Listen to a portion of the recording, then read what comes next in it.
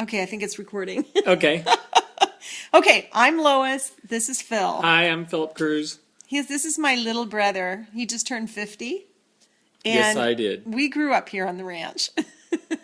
And I've lived several different places. Quite a few different places, actually. Yeah. I still love the ranch. And it's fun to come home. I still call it home. Isn't that interesting? I still call it home. Yeah. But he's been here for a long time. So I'll tell you an interesting story that you probably have not heard before. really? October 5th, we had a snowstorm. And if you didn't know it, the Black Hills got the majority of it, but the plains got pretty heavy snow too. Brought down a lot of trees.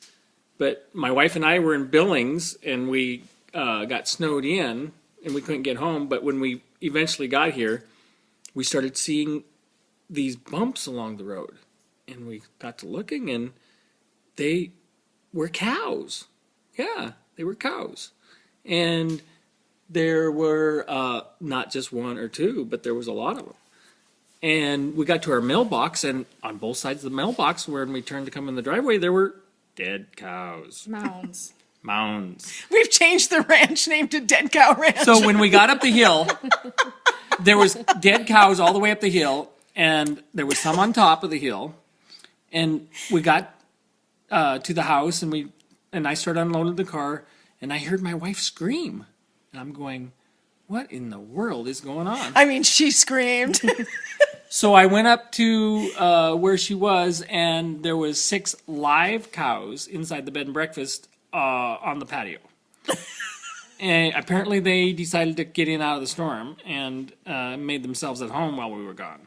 And you could imagine there was a little bit of a mess, but there was... On the floor, piles. Yeah. There was quite a... The windows were all steamed up. The windows were steamed up. They were glad to get out of there, by the way. And they did live. They weren't the dead cows on the outside of the house. That may have saved them. That's the good thing. But that is a unique story. Now it's your turn, honey. Well, do you remember that one time when you were wrestling calves in your underwear?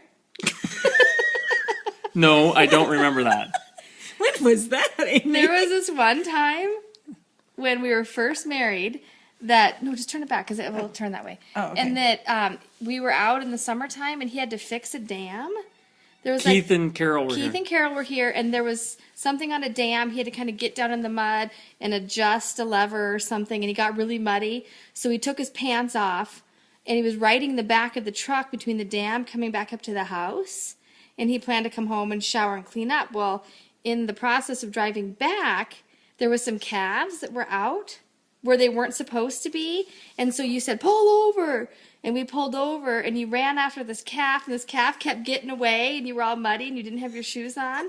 And he was in his underwear chasing the calf. You're not supposed to put this on. And then finally, he got the calf, and he was carrying the calf in his underwear back to the truck, and he was head to toe in mud. And I told all the old ladies at the Bed and Breakfast Association about how my husband was wrestling calves in his underwear, and he did not think it was funny.